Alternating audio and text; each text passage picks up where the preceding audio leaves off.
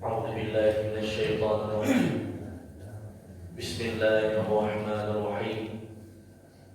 السلام عليكم ورحمة الله وبركاته. Waalaikumsalam warahmatullahi wabarakatuh. الحمد لله رب العالمين.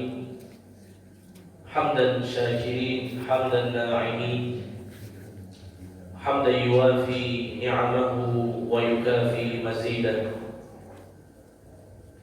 يا ربنا لك الحمد كما ينبغي لوجهك الكريم ولعظيم سلطانك. أشهد أن لا إله إلا الله وحده لا شريك له، وأشهد أن محمدا عبده ورسوله صلى الله عليه وسلم، المبعوث رحمة للعالمين الذي لا نبي بعده. اللهم صل على نبينا ورسولنا محمد وعلى آله وصحبه أجمعين ومن تبعهم بإحسان إلى يوم الدين. أما بعد، kaum muslimin wal muslimat, hadirin wal hadirat, Bapak Ibu pengurus serta jamaah Masjid Surau Darul Jannah yang dimuliakan Allah Subhanahu wa taala. Puji syukur kehadirat Allah Subhanahu wa taala. Alhamdulillah, Allah senantiasa memberikan kepada kita berbagai macam nikmat dan karunia, terutama nikmat iman, nikmat Islam, hidayah, kesehatan dan waktu luang, sehingga pada subuh ini kita berkumpul di rumah Allah Subhanahu wa taala melaksanakan ibadah dan ketaatan kepadanya serta menghadiri majelis ilmu. Kemudian salawat dan salam kita mohonkan kepada Allah agar disampaikan kepada Nabi kita Nabi Muhammad sallallahu alaihi wasallam.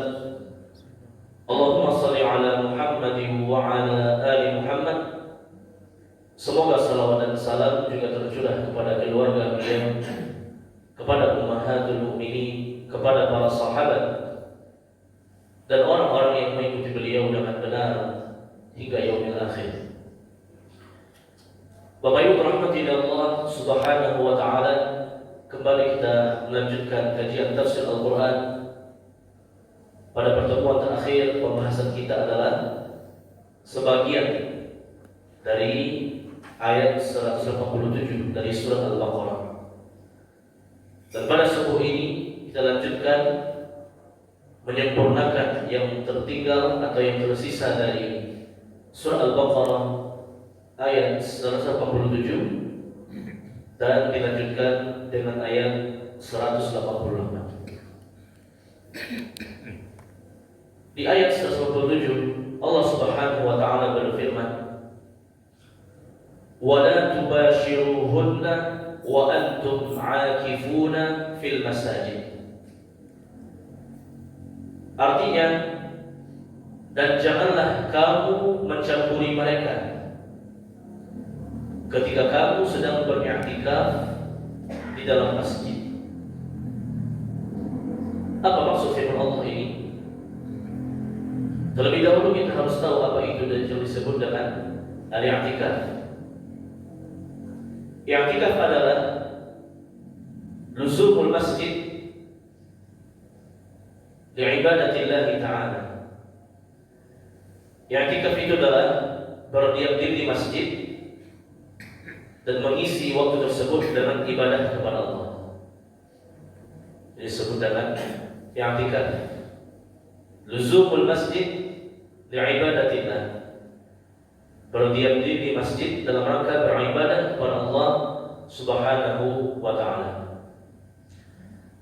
Dari i'tikaf termasuk amalan yang dianjurkan untuk dilakukan bagi kaum muslimin maupun muslimat.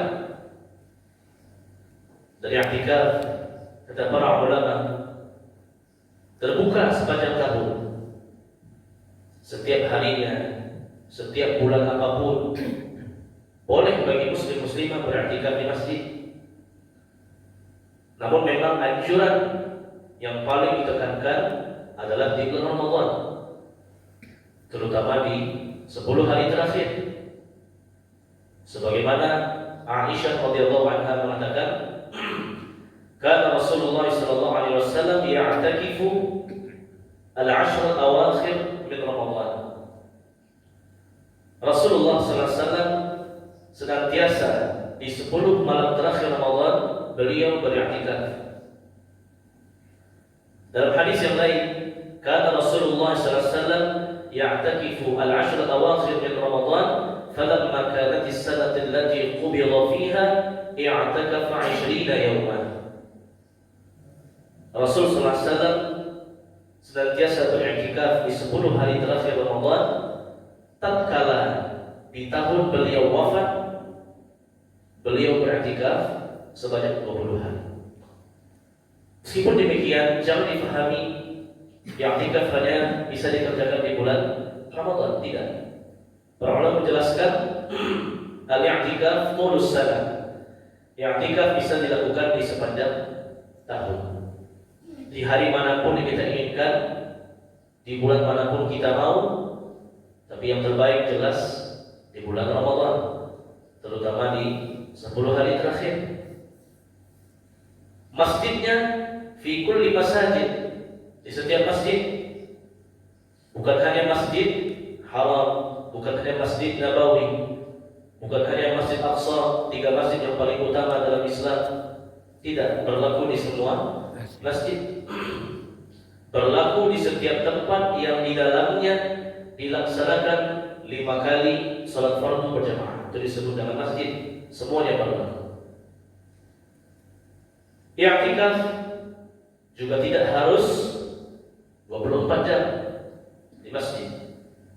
Kata Imam Syafi'i rahimahullah, i'takif walau sa'ah. Beriktikaflah di masjid meskipun hanya sesaat. Bagaimana contohnya? Contohnya kita sekarang Bapak Ibu, kita masuk masjid. Ya, kita masuk masjid, kita berdiam di masjid beberapa waktu. Kita salat sunnah, kita salat fajar, salat subuh berjamaah, lalu diikuti dengan mendengarkan pengajian majelis ilmu. Betapa seringnya kita melalaikan niat i'tikaf. Padahal i'tikaf tidak dipersyaratkan 24 jam. Meskipun hanya sesaat, 15 menit, 30 menit atau 1 jam, dia masuk masjid, lalu dia niatkan i'tikaf, dia isi keberadaannya di masjid dengan ibadah kepada Allah, itu sudah dikatakan sebagai i'tikaf. Jadi setiap kita masuk masjid, Bapak Ibu, niatkan i'tikaf. Apalagi alhamdulillah Allah mudahkan dia rutin salat fardu ke masjid berjamaah. Setiap akan masuk masjid, niatkan dalam hatinya untuk beriktikaf. Selama dia berada di masjid, dia mendapatkan pahala i'tikaf. Pahala i'tikaf tidak main-main. Kata Rasulullah SAW, mithlul muhrim lil hajj, seperti orang yang berihram untuk melaksanakan ibadah haji. Dalam hadis yang lainnya, mithlul mujahidi fi sabilillah, orang yang beriktikaf di masjid bagikan mujahid, orang yang bertempur berperang di jalan Allah Subhanahu wa taala, pahalanya tidak main-main.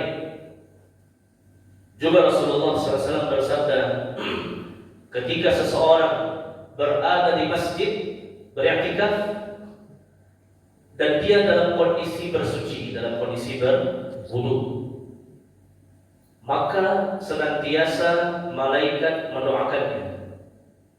Apa doa malaikat? Allahumma ighfir lahu, Allahumma arhamhu. Wahai Allah, ampuni dosanya, rahmati dia. Berapa lama dia beriktikaf? Setengah jam misalkan. Selama dia setengah jam di masjid, malaikat tidak henti-hentinya mendoakannya. Allahumma ighfir lahu, Allahumma arhamhu. Wahai Allah, ampuni dia, wahai Allah, rahmatilah dia. Dia hadiri, berada i'tikaf di masjid, apalagi sambil mempelajari Al-Quran, apalagi sambil mendapatkan ilmu. Kata Rasulullah SAW, majtama'a qaumun fi baitin min buyutillah yatluna kitab Allah wa yatadarasunahu bainahum illa nazalat alaihimus sakinah wa ghashiyatuhumur rahmah wa haffathumul malaikah wa dzakarahumullahu fi man 'indah. Tidaklah sekelompok manusia berkumpul di rumah Allah, itu beriktikaf, berdiam diri di masjid. Apa yang mereka kerjakan di masjid? Yatluna kitab Allah, mereka membaca Al-Quran. Wa yatadarasunahu bainahum, dan mereka mempelajari makna Al-Quran di antara sama mereka. Illa nazalat alaihi sakinah, Allah turunkan kepada mereka ketenangan. Wa ghasyiyatuhumur rahmah, Allah liputi mereka dengan rahmatnya. Wa haffathumul malaikah, para malaikat akan menaunginya. Wa dzakarahumullahu fi man 'indah, dan Allah akan memujinya di hadapan para malaikat di langit. Ya, amal yang sederhana tapi pahalanya besar. Ya, setiap kita masuk masjid, apapun kepentingan kita untuk sholat berjamaah, menghadiri majelis ilmu, belajar tahfidz Quran dan sebagainya, niatkan kita masuk masjid dalam rangka beriktikaf, maka pahala yang besar menunggu kita. Kembali kepada ayat, kata Allah di sini, janganlah kamu mencampuri mereka. Ini bahasa kiasan dari jima' atau hubungan badan. Ketika kamu beriktikaf di masjid, i'tikaf yang dimaksud di ayat ini adalah i'tikaf yang full, i'tikaf yang memang dia bermukim, bermalam, tinggal di masjid, ya, terutama di 10 malam terakhir, ya, terutama di 3 masjid yang utama, Masjid Haram, Nabawi, Aqsa, pasti ada orang yang beriktikaf full di masjid. Begitupun masjid-masjid yang lainnya. Mungkin di 10 terakhir Ramadan tidak ada lagi aktivitas, sudah libur bekerja dan lain sebagainya, maka dia beriktikaf 10 malam terakhir, dari malam 21 Ramadan sampai malam takbiran baru dia keluar. Yang seperti inilah yang tidak boleh. Wala tubashiruhun, jangan kamu berhubungan badan dengan istri.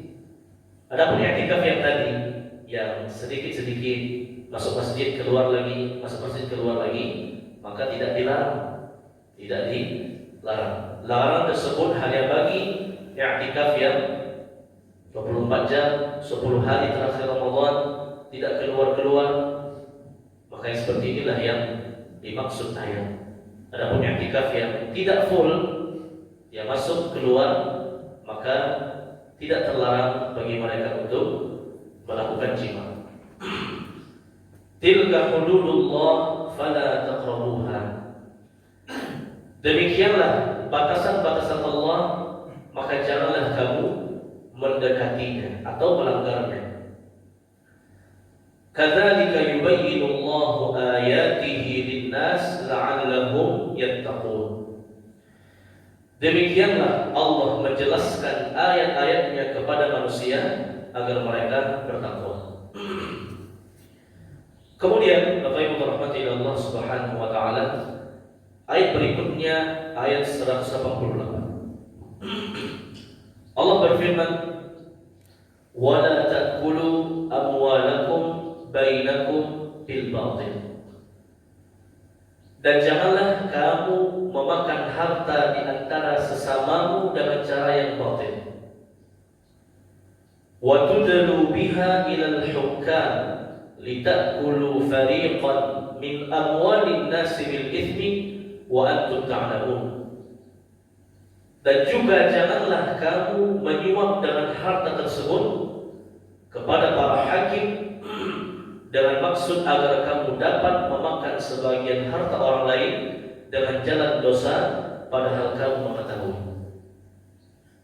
Di ayat ini Allah Subhanahu wa taala melarang kita untuk memakan harta dengan cara yang batil.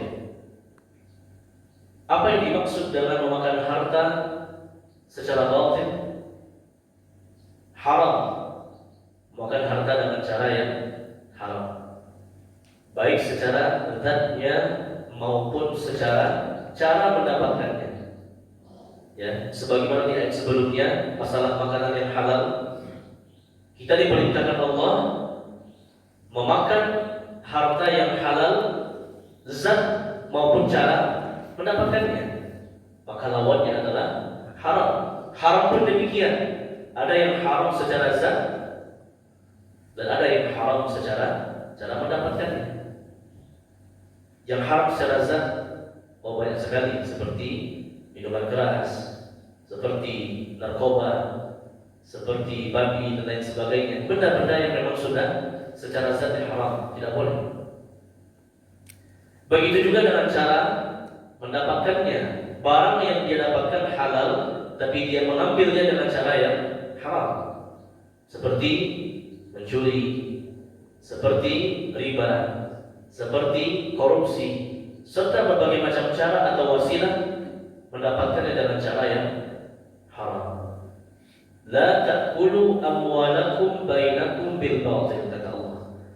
Janganlah kamu memakan hartamu dengan cara yang batil, yaitu dengan cara yang haram dari segi zatnya maupun cara mendapatkannya. Ini secara umum Allah larang. Lalu Allah menyebutkan salah satu jenis harta yang haram, wa tudlu biha ilal hukam, yaitu menyuap, menyogok, ya, bahasa kerennya gratifikasi, ya. Disebut dalam Islam rishwah, ya, sogokan, membayar dalam rangka menginginkan sesuatu, disebut dengan rishwah. Dilarang. Kata Nabi Muhammad SAW, la'anallah arwashi wal murtashi. Allah melaknat, Allah mengutuk pemberi dan penerima sogokan. Dalam lafaz hadis yang lain, arwashi wal murtashi finnar. Lebih tegas lagi, pemberi dan penerima sogokan finnar, di dalam api neraka. Apalagi rishwah tersebut untuk menjadikan yang batil menjadi hak, yang hak menjadi batil, terutama dalam masalah hukum peradilan. Wa tudlu biha ilal hukam, dan kamu memberikan sogokan kepada para hakim, menyogok mereka. Litakulu fariqan min amwalin nasi bil ithmi wa antum ta'lamun, agar kamu bisa memakan sebagian harta manusia dengan cara yang tidak benar. Artinya apa? Kata para ulama, contoh dia pelaku kejahatan, ya, dia pelaku kriminal, entah apa kejahatan yang dia perbuat, secara hukum pidana dia harus dapat hukum sekian, mungkin penjara berapa tahun, mungkin denda berapa rupiah dan lain sebagainya. Tapi dia punya harta banyak, nah, dia siram-siramlah harta tersebut, ya, kepada hakim, kepada jaksa, kepada pengacara dan lain sebagainya, ya. Mereka yang dikasih uang untuk menerimanya. Akhirnya apa? Dengan sebab tersebut hukumnya dikurangi dari hukum yang sebenarnya, atau bahkan dia dimenangkan, ya, dia dimenangkan di peradilan sehingga dia terbebas dari hukuman dan si korban tidak mendapatkan keadilannya. Nah, ini maksud dari ayat tersebut. Dilarang oleh Allah Subhanahu wa taala pelakunya maupun penerimanya. Rasulullah SAW juga bersabda, "Ithnan min thalathatil hukam finnar." Dua dari tiga hakim masuk neraka. Ya, 2/3. Berarti persentasenya besar, 66,6%. Ini bukan saya sebut, tapi Rasulullah SAW. Kenapa? Kata para sahabat, "Ammal awwal fayahkumu 'alal jahli." Adapun hakim yang pertama, kenapa dia masuk neraka? Karena dia memutuskan di atas kebodohan. Artinya dia tidak kompeten, tidak ahli dalam peradilan, memutuskan di atas kebodohan tanpa ilmu, masuk neraka. Orang teraniaya gara-gara dia. Yang kedua, amma tsani fayaqbalu rishwah. Adapun hakim yang kedua, kenapa dia masuk neraka? Karena dia menerima rishwah, menerima sogokan. Adapun yang ketiga, kata Nabi Muhammad SAW, fayahkumu bil adli wal qisti. Adapun hakim yang ketiga masuk surga karena dia menghukumi dengan ilmu dan penuh keadilan. Ya. Maka di sini Rasulullah Subhanahu wa taala mengatakan, termasuk harta yang batil yang haram, wa tudlu biha ila al-hukam litakulu fariqan min amwalin nasi bil ithmi wa antum ta'lamun. Termasuk harta yang haram kamu menyuap para hakim di pengadilan agar kamu dimenangkan di pengadilan, sedangkan kamu mengetahui kamu orang yang bersalah. Oke, selamat hukum dunia, ya, selamat dari penjara, denda, dan lain sebagainya. Kata Imam Qatadah, salah seorang tabi'in rahimahullah, di hari kiamat tetap akan disidang lagi. Ya, meskipun di dunia sudah selesai, sudah ketok palu, ya, selamat, tidak terkena hukuman atau diringankan hukuman. Tapi kata Imam Qatadah rahimahullah, setiap peradilan dunia yang diputuskan dengan tidak adil, maka nanti akan dibuka lagi pengadilannya di hari kiamat, yang menjadi hakimnya langsung Allah Rabbul Alamin. Alaihissallahu yahkamil hakimin. Kalau sudah Allah yang jadi hakim, pasti adil. Ya, maka yang terzalimi akan mendapatkan haknya, yang menzalimi akan mendapatkan hukumannya. Kata Imam Qatadah ketika menafsirkan ayat ini, jangan pernah orang-orang yang zalim merasa selamat. Ya, innama yu'akhiruhum liyaumin tashkhasu fihi al-absar wa la tahsabanna Allaha ghafilan 'amma ya'malu dhalimun. Janganlah orang-orang zalim merasa aman, selamat dari hukuman dunia, karena dia sementara. Innama yu'akhiruhum liyaumin tashkhasu fihi al-absar. Allah hanya akan menunda hukumannya sampai nanti datang hari kiamat, dan akan mendapatkan hukuman yang setimpal dari perbuatannya, berbuat zalim dan melakukan risyuah, melakukan sogok menyogok. Allah Ta'ala alam bisawab. Inilah kajian tafsir kita pada subuh ini, sambungan dari ayat 147 dan dilanjutkan dengan ayat 148. Kesimpulannya adalah anjuran untuk beriktikaf, berdiam diri di masjid dalam rangka ibadah kepada Allah Subhanahu wa taala. Kesempatan terbuka lebar di sepanjang tahun, di setiap harinya, tidak harus menunggu sebelum terakhir Ramadan. Meskipun sebelum terakhir Ramadan adalah waktu i'tikaf yang terbaik. I'tikaf tidak harus bermalam, bermukim di masjid. Setiap masuk masjid dalam rangka ibadah, niatkan untuk beriktikaf, maka pahalanya besar, seperti orang yang berhaji atau seperti orang yang berjihad di jalan Allah. Yang kedua, apabila seseorang beriktikaf full di masjid, tidak keluar-keluar, maka satu pantangannya, yaitu melakukan jima' atau berhubungan badan. Yang ketiga, larangan Allah memakan harta yang haram dari segi zatnya maupun cara mendapatkannya. Dan yang terakhir, yang keempat, termasuk harta yang haram adalah risyuah, melakukan suap atau sogok menyogok. Kedua-duanya berada di neraka. Apalagi penyebutan tersebut dalam masalah peradilan, maka semakin berat di mata Allah Subhanahu wa taala. Silakan di antara Bapak Ibu yang bertanya. Silakan Pak. Itikaf itu mesti malam aja Pak, siang? Bagaimana? Itikaf itu mestinya malam saja apa begitu? Tidak. Ya, i'tikaf tidak harus malam. Karena kita masuk masjid kan tidak selalu malam. Kita masuk waktu subuh, ya waktu subuh. Masuk sholat zuhur, siang. Masuk asar, sore. Maghrib, isya yang malam. Ya, i'tikaf tidak harus malam. Ya, ini yang perlu diluruskan. Memang kebanyakan orang mengamalkannya malam, ya. Tapi apakah harus malam? Tidak. Ya, i'tikaf maftuh. Kata Imam Asy-Syafi'i rahimahullah, al-i'tikaf maftuhun fi kulli sanah walau sa'ah. I'tikaf terbuka lebar sepanjang tahun, meskipun sesaat saja, seperti yang dijelaskan tadi. Dan tidak ada keharusan untuk malam. Bisa dia mengerjakan siang hari. Ya, ketika dia zuhur masuk masjid, ingin sholat zuhur berjamaah, atau dia mungkin ingin beristirahat di masjid, niatkan i'tikaf. Sambil di masjid dia di samping sholat, berzikir, berdoa, membaca Al-Quran dan lain sebagainya.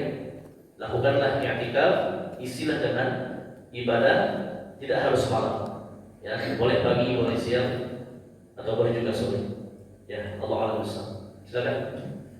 Terkait yang itikaf nih, kan kalau di 10 hari terakhir Ramadan itu kan ada yang namanya malam Lailatul Qadar, Ustaz. Malam Qadar ya. Itikaf yang seperti apa, Ustaz, yang bisa mendapatkan malam Lailatul Qadar, Ustaz? Kadang kan tidak semua kita yang 10 malam terakhir kita kan bisa beriktikaf full dari tanggal 21, dari malam 21 sampai ke 29, Ustaz. Apakah yang beriktikaf sebentar-sebentar tadi juga bisa mendapatkan fadilah malam Lailatul Qadar, Ustaz? Baik, ini juga perlu diteruskan. Untuk menggapai Lailatul Qadar juga tidak harus dalam kondisi etika. Kenapa demikian? Karena malam Qadar itu dimensi waktu, sama seperti Ramadan. Ya, setiap manusia yang hidup di alam dunia pasti berjumpa dengan Ramadan, pasti berjumpa dengan Lailatul Qadar, karena dia dimensi waktu. Hatta orang kafir sekalipun ketemu Ramadan. Orang kafir, orang musyrik juga ketemu Ramadan, orang fasik juga demikian. Jadi kalau ingin menggapai malam Qadar, ya sudah, kita sudah hidup di alam dunia dapat malam Qadar. Masalahnya bukan mendapatkan, tapi dengan apa diisi. Dengan apa diisi malam tersebut. Ya, ada orang yang di malam Qadar, apalagi 10 hari terakhir ya, mau diskon muncul. Nah, dia lebih pergi kepada toko-toko, ya, beli baju baru, pakaian baru dan sebagainya. Bukan salah, ya, tapi dia lebih prioritas ke sana. Ya, ada yang di malam Qadar lebih sibuk dengan kue, ya, persiapan lebaran dan sebagainya. Ya, semua manusia yang masih hidup di alam dunia pasti berjumpa dengan malam Qadar, sebagaimana dia berjumpa dengan Ramadan, karena dia dimensi waktu. Ya, masalahnya adalah dalam apa dia isi. Apakah dalam perkara yang ibadah seperti salat, zikir, membaca Al-Quran, qiyamul lail, beriktikaf. Iktikaf salah satu cara untuk mendapatkan keutamaan malam Qadar, tapi bukan satu-satunya cara. Karena tak semua orang bisa beriktikaf, apalagi yang punya pekerjaan, ya mungkin shiftnya tak mungkin ya untuk beriktikaf. Isi dalam ibadah apapun. Dalam ibadah apapun, isilah malam-malam 10 hari terakhir Ramadan dengan ibadah. Niscaya ibadah tersebut khairun min alfi syahrin. Lebih baik dari amalan 1000 bulan atau 83 tahun. Ya, setiap manusia pasti berjumpa dengan malam Qadar. Tapi dengan apa dia mengisinya, itu yang jauh lebih penting. Sama seperti Ramadan, semua orang ketemu Ramadan, tapi ada yang puasa, ada yang tidak. Ya, ada yang rajin beribadah, ada yang bermaksiat. Ya, begitu juga dengan malam Qadar atau 10 malam terakhir, ada yang beribadah, ada yang tidak. Maka yang beribadahlah yang mendapatkan malam Qadar, mendapatkan keutamaan tersebut. Dan juga malam Qadar dicari terutama di malam-malam ganjil.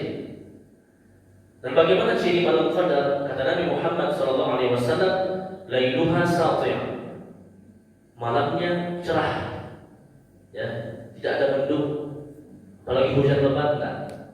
Ya, ketika malamnya itu terang benderang, bulan-bulan, bintang-bintang tampak, itu ciri-ciri kuat malam Qadar. Dan di pagi harinya redup, ya, meskipun cahaya matahari redupnya bukan karena mendung, tidak mendung lagi. Matahari ada, tapi cahayanya samar-samar. Kenapa demikian? Sebabnya karena di malam hari para malaikat turun. Malaikat diciptakan dari cahaya, maka malam itu bercahaya. Di pagi hari malaikat sudah naik ke langit, cahaya tersebut hilang, sehingga paginya menjadi redup. Oh, ada yang mengatakan kalau malam Qadar air-air membeku, aliran sungai berbalik, pohon-pohon sujud. Kalau pohon sujud kena rumah orang. Ya, bukan begitu caranya. Isi dengan ibadah kepada Allah dan perhatikan malamnya. Kalau malamnya terang benderang, paginya redup, mudah-mudahan itu malam Qadar. Beruntunglah orang yang di malam itu beribadah. Khairun min alfi syahrin, yang mendapatkan pahala lebih dari pahala 1000 bulan beribadah kepada Allah. Ya, Allah SWT. Silakan Pak. Waalaikumsalam warahmatullahi wabarakatuh.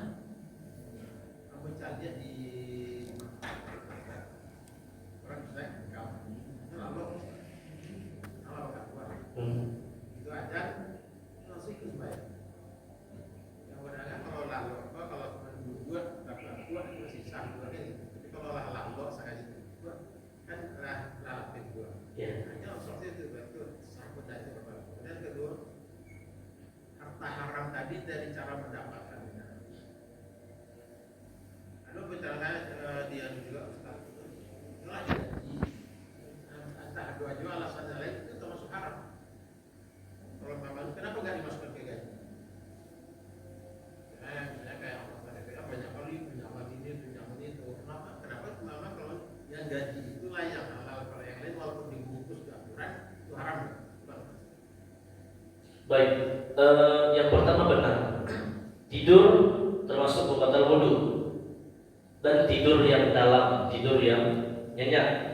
Ya, tandanya tadi ngorok, ya, atau ngeces, atau tidurnya sudah dalam tuh, nyenyak. Kalau tidur yang seperti ini wajib mengulangi wudu. Dan juga benar kalau tidurnya hanya antara-antara, tak aku-aku dan sebagainya istilahnya, maka yang seperti itu tidak membatalkan wudu. Sebagaimana ada hadis, sebagian sahabat mereka kembali kepada etika. Sebagian sahabat mereka setelah salat maghrib mereka menetap di masjid menunggu waktu isya, mengisinya dengan berzikir, berdoa, membaca Al-Quran.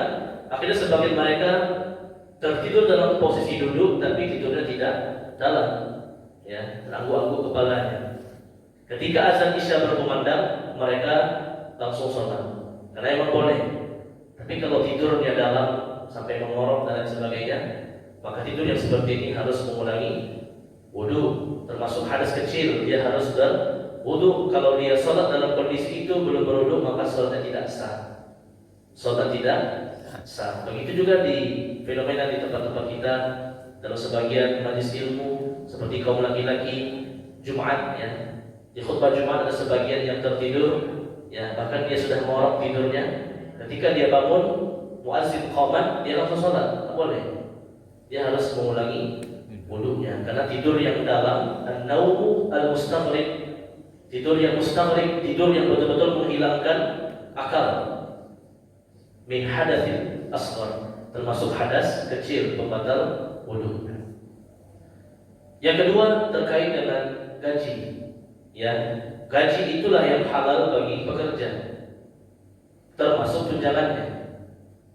Di luar daripada itu, dia sebagai orang bekerja di sebuah instansi, lalu di masa dia bekerja menghadapi berbagai macam orang, akhirnya dia menerima fee, menerima tambah-tambahan lah dan lain sebagainya, maka itu juga termasuk riswah. Masuk riswah. Adapun yang sudah dianggarkan, ya, oleh instansi tempat dia bekerja, termasuk mungkin dia dewan perwakilan dan lain sebagainya, kalau memang sudah anggarannya tidak masalah, ya. Tapi kalau di luar anggaran, di luar yang dia sepakati dengan atasannya, dia menerima berbagai macam uang tambahan, fee dan sebagainya dalam dia bekerja, maka tambah-tambah itulah yang haram. Yang sudah dianggarkan, yang disepakati dengan bos atau dengan atasan tempat dia bekerja, maka yang seperti ini boleh. Di luar daripada kesepakatan, itulah yang termasuk riswah. Ya, Allah a'lam.